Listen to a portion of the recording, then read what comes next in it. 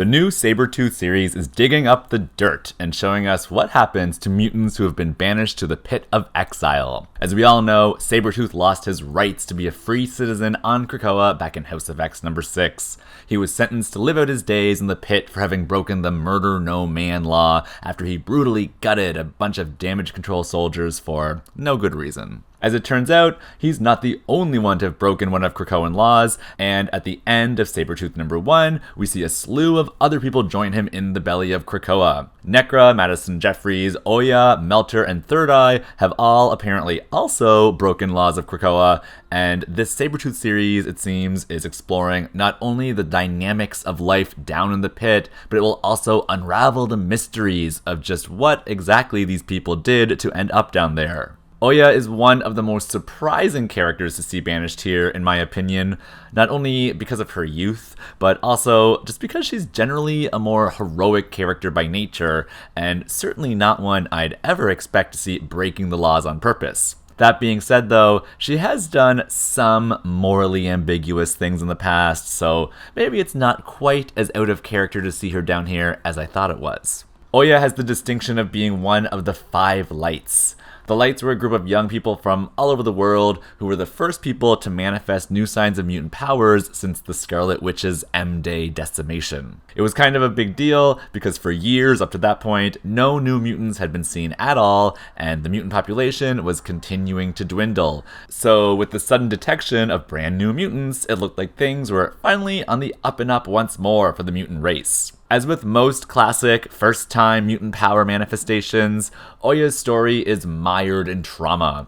When her mutant powers first showed themselves, she accidentally burned down her entire village, which wasn't really taken too kindly by her neighbors. She was accused of being a witch, and they sent an army out to kill her, but luckily that's when Hope and Storm swooped in to save the day. They offered to take her back to Utopia to help her learn how to control her abilities, and of course, Oya agreed. She joined the Generation Hope team, which was basically her and Hope and the other Lights going out on missions to try to recruit other newly manifested mutants. During this time, she was characterized as being super quiet and introspective, and kind of full of self-loathing and self-hatred too. She has a super religious background, and so she really felt like she was betraying everything she had faith in and was condemned to go to hell simply by expressing who she was naturally now as a mutant. Wolverine kind of connected with her over these mutual feelings of both of themselves feeling like a monster, and through that he was able to act as like kind of a mentor of sorts for her. During the Schism event,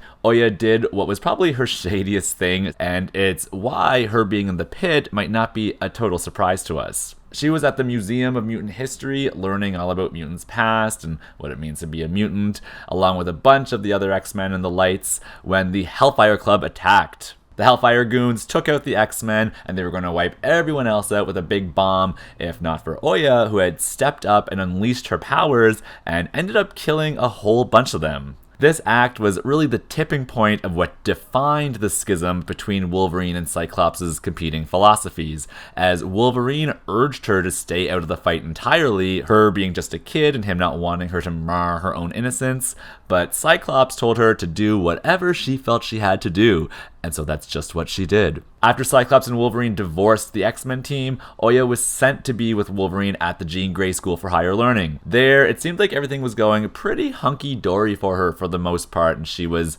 kind of opening up and making friends until Brew was brutally attacked. He was put into a coma, and Oya took it particularly hard, seeing it as some sort of consequence for her indulging in life too much. So she doubled down on being a self-loathing monster again, and decided to enroll in the Hellfire Academy as an undercover agent so that she could just suss out who hurt her friend. At the Hellfire Academy, Oya nearly became the new Black Queen when she was pumping Cade Kilgore for information, and after she found out that he was the one who hurt Brew, she almost killed him, but stopped herself and instead returned with her friends back to the Jean Grey Academy. She started dating Quentin Quire, which, thank God, did not last too long. And through all of these new experiences, Oya finally started developing some self-worth. She ditched the whole "I'm a monster going to hell" routine, and she became a lot more assertive and self-aware. When the Mpox and the Terrigen Mists started ravaging the mutant population, Oya went on a road trip with X-23, Genesis, and the time-displaced X-Men just so they could all live their own lives. They fought people like the Blob and Toad and the Goblin Queen before she finally rejoined the main X-Men at their relocated new headquarters in Central Park. There, she was one of several younger mutants who Kitty had tapped as a makeshift team to fight the resurfaced Mutant Liberation Front, and she was also there to take on X-Man and his Horsemen of Salvation before everyone was shunted into the Age of X-Men reality. And I mean, that pretty much takes us to where she is today on Krakoa. Oya hasn't really done a whole lot of anything. She was seen living in the same habitat along with the other younger X-people, and she helped clear the scene of potential casualties after the Brood attacked everyone in the fight for the Brood King egg. And other than that minor appearance, Oya being banished into the Pit of Exile is probably the biggest thing to happen to her character during this entire Krakoan era so far. Now, in terms of her powers, I actually really like them, even though they are super simple at their core. She's got the power of thermokinesis, which basically just means temperature control, but it's unique in that she can control both heat and cold as a form of like temperature reversal or something. Unlike Iceman, who can only control cold temperatures, and someone like Sunfire, who has control of the flame, Oya is able to experiment with both elements, bringing the heat as well as the chill. We've seen her do things like melt bullets with her fire and cause volcanic-like eruptions, and of course the standard fire blasts and ice blasts. She can wield both elements at the same time, which gives a really cool effect, or she can just use them both one by one depending on her need. When I first saw Oya's powers, I was kind of like, meh, that's basic. Because like honestly, what's so new about being able to control fire and ice? Nothing. But then when I thought about it, I was like, well, not a ton of people can actually do that. The only other character that I can remember in the X franchise to actively have this same ability was one of Cerebro's X-Men named Crux back around the Hunt for Xavier storyline. Cerebro's X-Men were actually just a bunch of like artificial holograms or something, but they were super freaking cool looking, and they got a surprisingly decent amount of backstory for their all of 2 appearances. And I always remember Crux as being one of the more visually appealing members of the team, who just so happens to have this exact same power set as Oya. I'm sure that there are other characters out there who can control fire and ice that I'm just forgetting about, but other than Crux, I can't really think of anyone else within the X community right now, so perhaps this power is a little bit more groundbreaking than I first thought. Now, in trying to consider what Oya's crime was, we already have a bit of a head start there. In Sabretooth number 2, Professor X condemns Nekra not only for whatever crime it was that she committed, but also for apparently roping Oya into her scheme as well. Oya takes a bit of offense to that statement, and she immediately pipes up and tells Charles that she makes her own decisions around here. She's not just Nekra's little lackey, but at least through this exchange, we learn that their crime was connected in some way.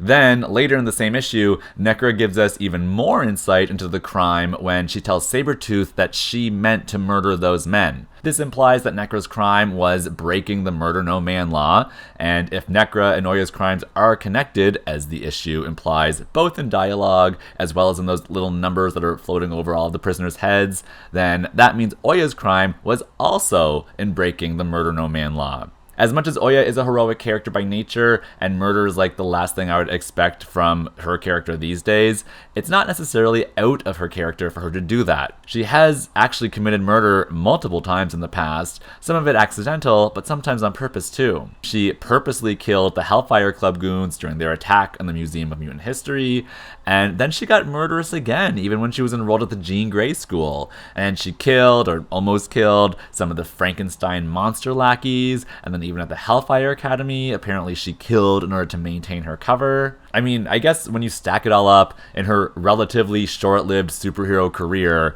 her kill count racks up a lot more than most longer-term X-Men, so it really shouldn't come as a surprise that she did break the Murder No Man law. The only real thing in question here is motive. A lot of her previous killings were committed under the blanket of, well, if I'm going to hell for being a mutant anyway, then why don't I just do this bad thing too? She has since reconciled her own personality with those faith-driven assumptions that she learned from the church, and she's a lot wholer now as a person, which should imply that any decisions she makes are done so with a much sounder state of mind. If that is the case, then this feels like it might be a nature girl situation, where Oya knows the consequences of what she's going to do, but whatever it was that she did was worth it to her because it was of some sort of moral or ethical necessity.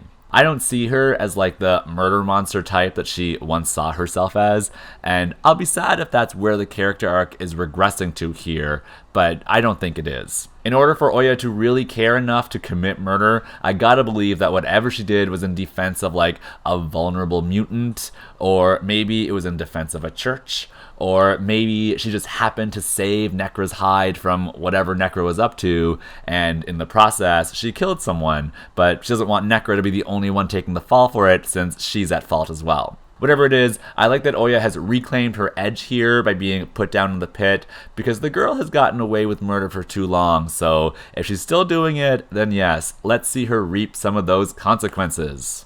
So that's my little video on Oya. Of all the New Mutant 5 Light characters, she's probably the most interesting one to me, and even that's kind of pushing it because none of them were really that interesting. But I do think that this new twist of her being down in the pit for some mysterious reason is lots of fun, and it will just help to build out her character even more, and definitely for the better. Let me know in the comments if you have any thoughts about Oya or any ideas about what her crime might have been. I'm always curious to see what everyone's thinking about these things. Stay tuned for more videos focused on the other exiled mutants in the pit, and be sure to check out my channel if you're interested in watching a breadth of other X-related content like rankings and reviews and a bunch of other stuff.